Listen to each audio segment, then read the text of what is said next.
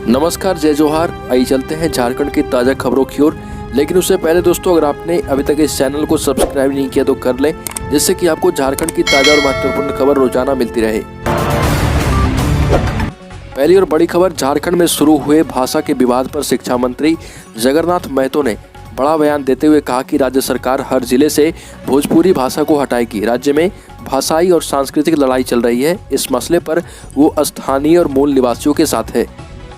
आपको बता दें कि नई नियोजन नीति के तहत राज्य सरकार द्वारा धनबाद और बोकारो में मगही और भोजपुरी को शामिल किए जाने के मुद्दे पर चंदन कियारी के विधायक और भारतीय जनता पार्टी अनुसूचित जाति मोर्चा के प्रदेश अध्यक्ष अमन कुमार बौरी ने कहा कि राज्य सरकार जबरन झारखंड के लोगों पर उर्दू भाषा को थोपना चाहती है, जबकि मातृभाषा हिंदी को अपमानित करते हुए इसे निकाल दिया गया है। अगली खबर, झारखंड में जल्द होगी शिक्षक पात्रता परीक्षा। अगर आप झारखंड में शिक्षक बनने का सपना देख रहे हैं और इसके लिए आप झारखंड शिक्षक पात्रता परीक्षा में शामिल होना चाहते हैं तो यह आपके लिए काम की खबर है। दरअसल झारखंड में जल्द ही शिक्षक पात्रता परीक्षा होने वाली है। अगर आप झारखंड में हैं तो झारखंड शिक्षक पात्रता परीक्षा रूल बुक संशोधन कार्मिक विभाग की स्वीकृति मिल चुकी है और अब इस रूल बुक संशोधन पर कैबिनेट की स्वीकृति मिलने का इंतजार है। उम्मीद की जा रही है कि झारखंड कैबिनेट की अगली बैठक में इस प्रस्ताव को लाया जाएगा और रूल बुक संशोधन को मंजूरी मिल जाएगी। अगली खबर, वित्त मंत्री निर्मला सीतारमण ने अपने बजट भाषण में किसानों के लिए बड़ी घोषणा की। सरकार ने किसान आंदोलन के केंद्र में रही एमएसपी को अब सीधे किसानों के खाते में भेजने का ऐलान किया। इस सत्र में 163 लाख किसानों से 1208 मीट्रिक टन गेहूं और धान खरीदा जाएगा। बजट भाषण में सीतारमण ने कहा कि एमएसपी के जरिए किसानों के खाते में 2 लाख करोड़ रुपए भेजे जाएंगे। साथ ही वित्त मंत्री ने कहा कि कीटनाशक मुक्त खेती को बढ़ाने के लिए प्रयास किया जाएगा। अगली खबर, झारखंड में विधानसभा का बजट सत्र 25 फरवरी से, अनुपूरक बजट कल होगा पेश। झारखंड विधानसभा का बजट सत्र 25 फरवरी से शुरू होगा। इस बार बजट सत्र 25 मार्च तक चलेगा। पहले दिन यानी 25 फरवरी को सत्र की शुरुआत राज्यपाल रमेश बैस के सदन में अभिभाषण से होगा। इस संबंध में मंत्रिमंडल सचिवालय एवं निगरानी विभाग ने आधिकारिक अधिसूचना जारी कर दी है। हेमंत सोरेन की सरकार बहस के बाद 3 मार्च को वित्तीय वर्ष 2022-23 का वार्षिक बजट पेश करेगी। खबर, झारखंड की हेमंत सोरेन सरकार ने राज्य में शिक्षण संस्थानों को खोलने का आदेश दिया है। शाम को राज्य आपदा प्रबंधन प्राधिकार की बैठक में यह फैसला किया गया। हालांकि राज्य के 17 जिलों में ही क्लास 1 से ऊपर की कक्षा खोलने का निर्णय लिया गया है, जबकि 7 जिलों में क्लास 9 से ऊपर के क्लास संचालित होंगे। इन जिलों में रांची, बोकारो, पूर्वी सिंहभूम, सरायकेला, सिमडेगा, चतरा और देवघर शामिल है।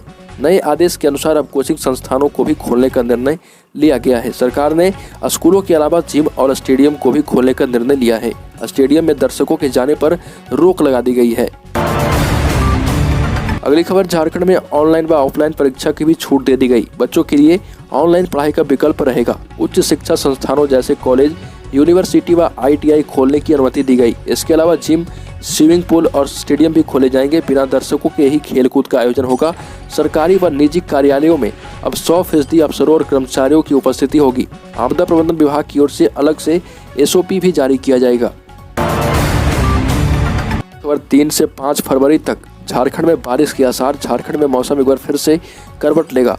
3 से 5 फरवरी तक रांची सहित झारखंड के कई हिस्सों में बारिश और ओलावृष्टि के आसार हैं। 3 से 4 फरवरी तक पूरे झारखंड में बारिश देखने को मिलेगी। मौसम विभाग के अनुसार 5 फरवरी से थोड़ी राहत मिलने की संभावना है। 6 फरवरी से आसमान पूरी तरह साफ हो जाएगा। पिछले लगभग 1 सप्ताह से राज्य में मौसम पूरी तरह साफ है। तेज धूप निकलने से लोगों को ठंड से राहत मिली है। भारतीय मौसम विज्ञान केंद्र रांची के वैज्ञानिक ने बताया कि पश्चिमी विक्षोभ का असर देश के नॉर्थ ईस्ट हिस्सों पर पड़ेगा और इसका असर झारखंड के हिस्सों पर भी पड़ेगा। खबर, झारखंड में निजी स्कूलों की मनमानी रोकी जाएगी। निजी स्कूलों में प्रवेश की प्रक्रिया के बाद शिक्षा के अधिकार अधिनियम के तहत आरक्षित सीटों यदि नहीं भरती है तो उसे पूरे साल खाली रखना होगा। इन सीटों को सामान्य श्रेणी के बच्चों का नामांकन लेकर स्कूल नहीं भरा जा सकता है। जिला शिक्षा अधीक्षक कार्यालय ने सभी स्कूलों के लिए आदेश जारी किया है और कहा गया है कि अगर कोई स्कूल ऐसा करता है तो RTE एक्ट का उल्लंघन माना जाएगा और स्कूल के खिलाफ कार्रवाई भी हो सकती है। एक खबर, धनबाद में शहरों में घूम कर बाहर खड़ी वाहनों को आग लगाने वाला गिरफ्तार। धनबाद के भूदा महावीर नगर में रहने वाले युवक बीरू भारती को वाहनों में आग लगाने की सनक है। वह रात में निकलता था और सड़क के किनारे या मोहल्ले में खड़े वाहनों में आग लगाकर उसे जलता हुआ देखकर खुश होता था। पिछले 5 दिनों में वह शहर के 9 वाहनों को आग के हवाले कर चुका है। और रात में उसने 7 गाड़ियों में आग लगा दी, जिनमें 4 कार, 2 ऑटो व 1 बाइक शामिल है। उसके बाद court road head post office के पास एक स्थित होटल के सामने खड़ी एसयूवी में देर रात आग लगाते हुए पुलिस ने उसे पकड़ लिया है। पूछताछ में उसने वाहनों में आग लगाने की बात स्वीकार कर ली है। पुलिस से कहा गया कि वाहनों को जलता देख उसे अच्छा लगता है और उसे यह काम करने में मजा आता है। खबर झारखंड प्रदेश आंगनबाड़ी वर्कर्स यूनियन के बैनर तले संथाल परगना प्रमंडल स्तरीय आंगनबाड़ी सेविकाओं की बैठक प्रदेश सचिव गलेरिया टूडू के नेतृत्व में हुई। अपनी 9 सूत्री मांगों को सरकार गठन के उपरांत लागू करने को लेकर, लेकिन सरकार बनने के बाद भी उनकी मांगों को पूरा नहीं किया गया है। मांगों में कहा गया है कि आंगनबाड़ी सेविका सहायिका की सेवा स्थायी की जाए एवं रूल बुक बनाई जाए। तत्काल सेविका का 24,000 रुपया एवं सहायिका के मानदेय 18,000 किए जाए। आंगनबाड़ी सेविका सहायिका चयन मुक्त को वापस करने का प्रावधान भी किया जाए। आंगनबाड़ी सेविका की भविष्य निधि योजना भी लागू की जाए, यानी कि ईपीएफ से इन्हें जोड़ा जाए। जेएसएससी ने जारी की 2022 की परीक्षाओं का कैलेंडर। नियुक्ति रूल बुक के पेच में फंसे झारखंड कर्मचारी चयन आयोग ने हाल के दिनों में कई प्रतियोगी परीक्षाओं को रद्द कर दिया था, लेकिन जेएसएससी ने 2022 में होने वाली परीक्षाओं का कैलेंडर जारी कर दिया है। इस साल कुल 7 प्रतियोगी परीक्षाओं का आयोजन किया जाएगा। आयोग झारखंड वैज्ञानिक सहायक प्रतियोगिता परीक्षा के साथ ही मैट्रिक स्तरीय प्रतियोगिता परीक्षा 2022 और इंटरमीडिएट स्तरीय प्रतियोगिता परीक्षा 2022 आयोजित करेगा। खबर आरजेडी सुप्रीमो लालू प्रसाद यादव की मुश्किलें बढ़ सकती है। चारा घोटाले के सबसे बड़े मामले में 15 फरवरी को फैसला आएगा। सीबीआई के विशेष न्यायाधीश एसके शशि की अदालत ने मामले के अंतिम आरोपी की ओर से बहस पूरी होने के बाद फैसले की तारीख निर्धारित की। 15 फरवरी को लालू प्रसाद समेत 102 आरोपियों को व्यक्तिगत रूप से अदालत में उपस्थित रहने का निर्देश दिया गया है। खबर प्रदेश कांग्रेस के प्रभारी पद से आरपीएन सिंह के हटते ही प्रदेश अध्यक्ष रह चुके प्रदीप बलमोचू और सुखदेव भगत को पार्टी में शामिल कराया गया। ये दोनों नेता विधानसभा चुनाव 2019 में पराजित होने के बाद से ही कांग्रेस का दरवाजा खटखटा रहे थे। वैसे उस दौरान 3 पूर्व प्रदेश अध्यक्ष डॉक्टर अजय कुमार, प्रदीप बलमोचू और सुखदेव भगत ने बारी बारी से कांग्रेस छोड़ दिया था और दूसरी पार्टियों में चले गए थे। डॉक्टर अजय कुमार ने भी कांग्रेस में वापसी का प्रयास किया तो उन्हें तत्काल एंट्री मिल गई, लेकिन बलमोचू और भगत का मामला लंबित चल रहा था। लेकिन अब इन दोनों को कांग्रेस में शामिल करा लिया गया है। और वित्त मंत्री ने की बड़ा ऐलान, आंगनबाड़ी पर जोर दिया जाएगा। महिलाओं बच्चों को पोषण और स्वास्थ्य की सुविधा मिलेगी। 2 लाख आंगनबाड़ियों को विकसित किया जाएगा। 60 लाख अतिरिक्त नौकरी मिलेगी। शहरों और गांव में 80 लाख नए मकान बनाए जाएंगे। इसके लिए 48,000 करोड़ रुपए का आवंटन किया गया है। तकनीकी शिक्षा का सिलेबस आसान बनाएंगे। शहरों में पब्लिक ट्रांसपोर्ट को बढ़ावा देंगे और इलेक्ट्रिकल व्हीकल बढ़ाएंगे। इसके लिए बैटरी अदला बदली की स्कीम भी लाई जाएगी। 2 साल से गांव के बच्चों की पढ़ाई का नुकसान हुआ। इसके लिए 1 क्लास 1 टीवी चैनल 12 से बढ़ाकर 200 करेंगे। ये क्षेत्रीय भाषाओं के चैनल किए जाएंगे। ये सभी घोषणाएं वित्त मंत्री भारत सरकार ने आज कर दी है। खबर अरुणाचल प्रदेश के युवक मिराम तारोन को कुछ वक्त पहले चीनी सेना ने बॉर्डर से अगवा कर लिया था, जिसके बाद उसे भारत को सौंपने से पहले 8 दिन तक टॉर्चर किया गया। इस बात का खुलासा खुद मिराम के पिता ने किया।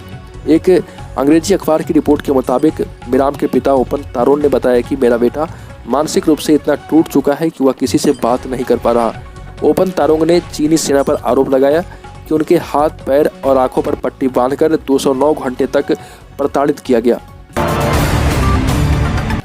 देश में मार्च से शुरू होने जा रहे नए फाइनेंशियल ईयर में आपको शॉपिंग करने के लिए पर्स में कागज के नोट रखकर बाजार जाने की जरूरत नहीं होगी। सरकार ने वित्त वर्ष 2022-23 में अपनी डिजिटल करेंसी यानी डिजिटल रुपया लॉन्च करने की घोषणा कर दी है। केंद्रीय वित्त मंत्री निर्मला सीतारमण ने अपने बजट भाषण में इसकी जानकारी दी।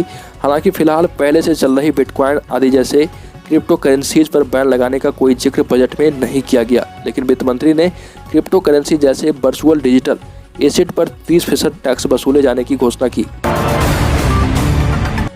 झारखंड की गढ़वा पुलिस को बड़ी कामयाबी मिली। दुर्दांत अपराधी सह पूर्व नक्सली सुशील कुमार राम उर्फ नितेश जी सहित 2 लोगों को गिरफ्तार किया गया। सुशील 12 साल तक नक्सली संगठन में सक्रिय रहने के बाद अपना आपराधिक गिरोह चला रहा था। वह प्रशांत बोस व अरविंद जी का सहयोगी रह चुका है। साथ ही लातेहार के कटिया जंगल में मुठभेड़ के बाद जवान के पेट में बम प्लांट करने में भी शामिल रहा। उसके गढ़वा और लातेहार में 12 से अधिक मामले दर्ज हैं। खबर झारखंड में कोरोना के केस में आई कमी। आपको बता दें कि नए केस में 638 नए पॉजिटिव केस आए हैं। इस तरह पूरे झारखंड में कोरोना पॉजिटिव केस की संख्या बढ़कर 4,28,550 हो चुका। दूसरी ओर 1,874 लोगों ने संक्रमण को हराया है, जिसके बाद कोरोना को हरा देने वाले की संख्या 4,17,991 हो गई। झारखंड में एक मरीज की मौत हुई है जो धनबाद का रहने वाला है। तो दोस्तों, झारखंड की ताज़ा खबरों में अभी के लिए इतना ही। अगर आपने अभी तक इस चैनल को सब्सक्राइब नहीं किया तो कर ले, जिससे कि आपको झारखंड की ताज़ा और महत्वपूर्ण खबर रोजाना मिलती रहे।